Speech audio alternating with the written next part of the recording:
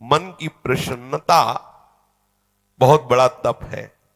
हर समय मन को प्रसन्न रखना बहुत बड़ी साधना है, बहुत बड़ा लाभ है, जिसका हर समय मन प्रसन्न रहता है। जानते हो किसका मन प्रसन्न रहता है? जिसका मन प्रभु से अपनापन कर लिया है। मन को शरीर प्रसन्न रखना है तो भगवत संबंध से ही मन प्रसन्न रह सकता है। यह मन चंचल क्यों रहता है, अशांत क्यों रहता है? ये जितना विषयों का चिंतन करेगा, जितना नाशवान परिवर्तनशील वस्तु व्यक्ति स्थान का संबंध स्वीकार करेगा, उतना ही जलेगा, उतना ही अशांत रहेगा, उतना ही चंचल रहेगा। त्यागाच्छांति अनंतरम, जितना ऐसा वस्तु व्यक्ति स्थान का राग त्याग करेगा, उतना ही शांत हो जाएगा, उतना ही आनंदित हो जाएगा, उतना ही प्रसन्न हो जाएगा। मना प्रसादः, यदि आप मन को प्रसन्न करना चाहते हैं तो किसी भी व्यक्ति वस्तु स्थान का इसे संबंध न रख ले पावे, ये सावधानी रखना।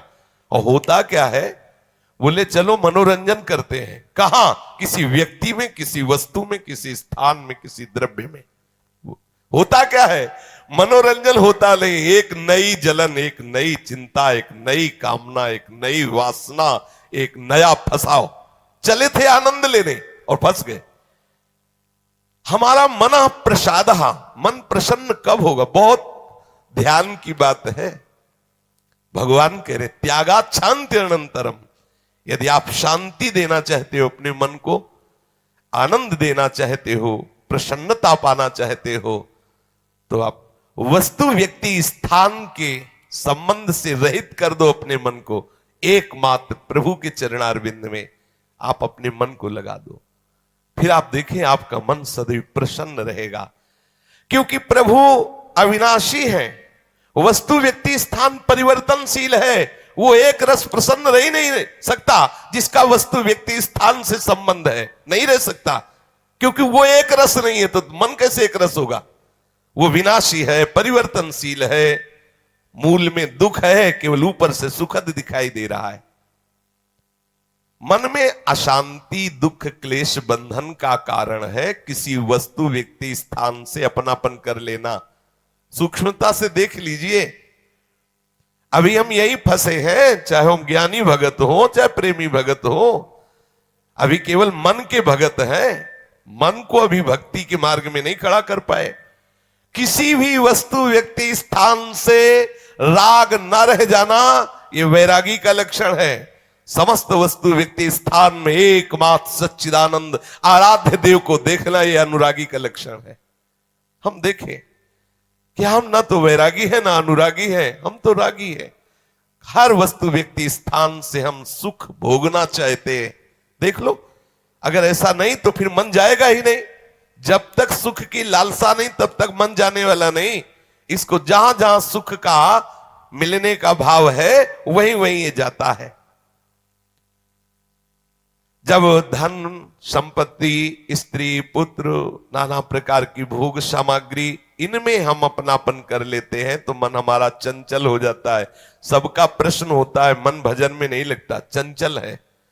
मन चंचल आपने किया है, आपको ही छोड़ना पड़ेगा। आपने वस्तु व्यक्ति स्थान से संबंध कर लिया है, वो चंचल, परिवर्तनशील, नाशवान, वही लक्षण मन को आ रहे। वो आप अविनाशी प्रीतम से अपना संबंध कर लो, देखो कितना आनंद मन में रहता है, कितनी प्रसन्नता रहती मन में। भगवत चरणारविंद का आश्रय लेने वाला हर समय प्रसन्न रहता है, ये पहचान है। भारी से भारी विपत्ति में भी उसका हृदय आनंदित रहता है, क्योंकि ये विपत्ति संपत्ति बाहरी बात है। वो जिस आनंद में मगन है, वहां न विपत्ति का, न संपत्ति का, दोनों का प्रवेश नहीं, न हर्ष न शोक का। इसलिए मना प्रसादा, साधक ध्यान दे संतुष्टा येन केनवा। हर परिस्थिति में मन को प्रसन्न करना सीखे, प्रसन्न रखना सीखे। परिस्थिति में प्रसन्न तभी रह सकते हैं जब भगवत चरणारविंद का आश्रय नहीं। कभी परिस्थितियां किसी को चैन नहीं लेने देती, कभी संयोग, कभी वियोग, कभी हर्ष, कभी शोक, कभी अनुकूल, कभी प्रतिकूल, कभी मान, कभी अपमान, इसी द्वंद्व में हम पिसते रहते हैं। तो मन कहां प्रसन्नता का अनुभव कर पाता है। मन की प्रसन्नता के लिए सांसारिक वस्तु, व्यक्ति, परिस्थिति, देश काल, घटना आदि को लेकर के हम अपनापन, अहम करके उसे ना माने। जैसे ये व्यक्ति मेरा है, ये वस्तु मेरी है, ये स्थान मेरा है, ये अमुक अमुक मेरे। अब आपका मन प्रसन्न नहीं रहेगा, जलेगा, अशांत रहेगा। अपने स्वार्थ या अभिमान को लेकर किसी का पक्षपात न करना। यदि आप अपने मन को प्रसन्न रखना चाहते हैं तो अपने स्वार्थ की पूर्ति के लिए या अभिमान की पूर्ति के लिए किसी का पक्ष न लेना। किसी का मंगल करने के लिए, किसी को आनंद प्रदान करने के लिए हम भले सलाह दे दें, लेकिन अपना अहंकार पोषण करने के लिए, अपने स्वार्थ की पूर्ति के लिए हम पक्षपात न लें। नहीं, हमारा मन प्रसन्न नहीं रह पाएगा। मन को सदा दया भाव से युक्त रखे, क्षमा भाव से युक्त रखे। दूसरों को कैसे हम सुख पहुंचावें, ऐसे मननशील बने। सदैव सुख देवे को चाव चित, सब सोहित निष्काम। सबको सुख पहुंचाऊं लेकिन किसी से सुख पाने की लालसा ना हो, मन प्रसन्न रहने लगेगा। मन में जब दूसरों के हित की भावना होती है तो प्रसन्नता का प्रादुर्भाव होता है। और सदैव मन को प्रसन्न रखने के लिए थोड़ा भोजन पाना सीखें, कम बोलना सीखें, कम सोना सीखें और सदैव भगवान नाम जपना सीखें। अखंड प्रसन्नता आ जाएगी। मानते हैं प्रारब्ध के अनुसार शरीर रोगी हो सकता है, परिस्थिति प्रतिकूल आ गई, संसार ने तुम्हारा त्याग कर दिया, लोग निंदा करते हैं, लेकिन आप प्रसन्न रहेंगे क्योंकि आपने बहुत बड़े करुणा निधान आनंद समुद्र प्रभु का आश्रय ले लिया है। उस आश्रय में जो बाधक भाव है उनका त्याग कर दीजिए।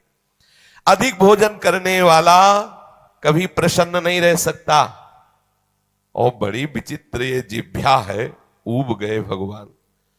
रोज इसे पवाओ लेकिन रोज नए नए पदार्थ, पेट बढ़ता चला जा रहा है, मांस पेशियां बढ़ती चली जा रही, कब्ज बढ़ती चली जा रही है और जिह्वा खाते खाते बूढ़ी होने जा रही, फिर भी और खाओ और खाओ। पता नहीं कब तक खाओ खाओ खाओ।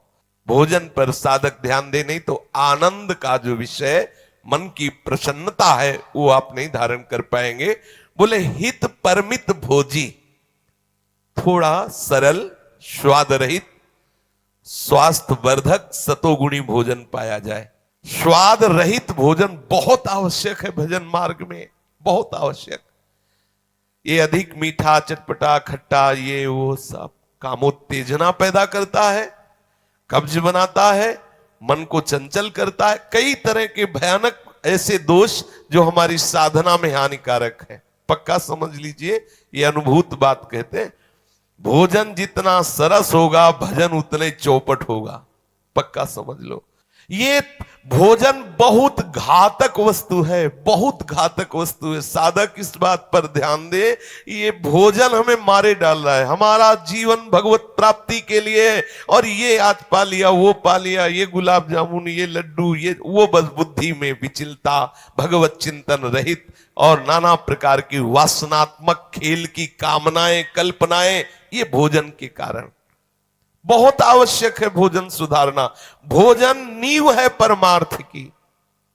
जैसा खाओ अन्न वैसा बने मन। तो मन प्रसाद कैसे प्राप्त होगे, क्योंकि आपका भोजन ठीक नहीं है।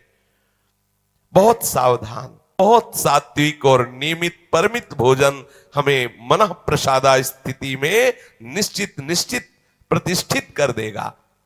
दूसरा, नित्य में एकांत सेवी। उपासक को चाहिए कि कम लोगों से मिलने का स्वभाव बनाए। सत्संग सुना या गुरुजनों के पास बैठकर जो प्रश्न उत्तर हुए, बस चुपचाप एकांतवास करने का अभ्यास होना चाहिए। हर समय हम किसी से बात करते रहे, हर समय हम किसी से मिले रहे, हर समय कोई हमारे समीप रहे, तो हमारी अंतर्मुखता नहीं हो। भले वो हमसे बात न करे लेकिन हमारी अंतर्मुख वृत्ति में वो बाधक हो जाएगा। इसलिए साधक को चाहिए कि एकांत सेवी बनने का स्वभाव बनाए, ज्यादा किसी से बात नहीं कर। वैसे बात करने का नियम तभी रखना चाहिए जब कोई आपसे प्रश्न करे और प्रश्न का उत्तर आवश्यक है देना, उत्तर देने से उसका मंगल होगा तो ही बात करें, नहीं ना करें। बहुत कम जीवन है हमारा, बहुत कम समय है। हम अगर व्यवहार प्रपंच की सत्ता को सत्य मानकर केवल यही हमारा कर्तव्य है, यही ऐसा व्यवहार का निर्वाह करना, तो हम भगवत साक्षात्कार कब करेंगे? कब हमारे हृदय में वो अखंड प्रसन्नता, कब हमारे हृदय में वो अखंड विकलता भगवत साक्षात्कार की होगी? और बोले वाणी से हितकर मृदु वचन बोले, एकांत सेवन करे और नींद भी एक नियमानुसार करे। स्वल्प निद्रा विहारा, स्वल्प सोने का समय बनाए। 24 घंटे में 5 घंटे बहुत है शयन करना, बहुत है, मतलब बहुत हो गया 5 घंटे। 6 घंटे तो उनको जो बहुत शारीरिक श्रम करते हैं, 7 घंटे मतलब खत्म। अब इसके आगे साधक शब्द नहीं लगेगा। 6 घंटे तक तो मतलब बहुत हो गया कि बहुत श्रम करता है, इसलिए ठीक है। 7 घंटे मतलब प्रमाद स्थिति आ गई, 7 के बाद तो प्रणाम है, फिर तो कोई बात ही नहीं है। अब आप देख लो किस श्रेणी में आप हैं। उत्तम साधक 4 घंटे में हो जाता है, ठीक है। 5 घंटे, 5 घंटे पर्याप्त है।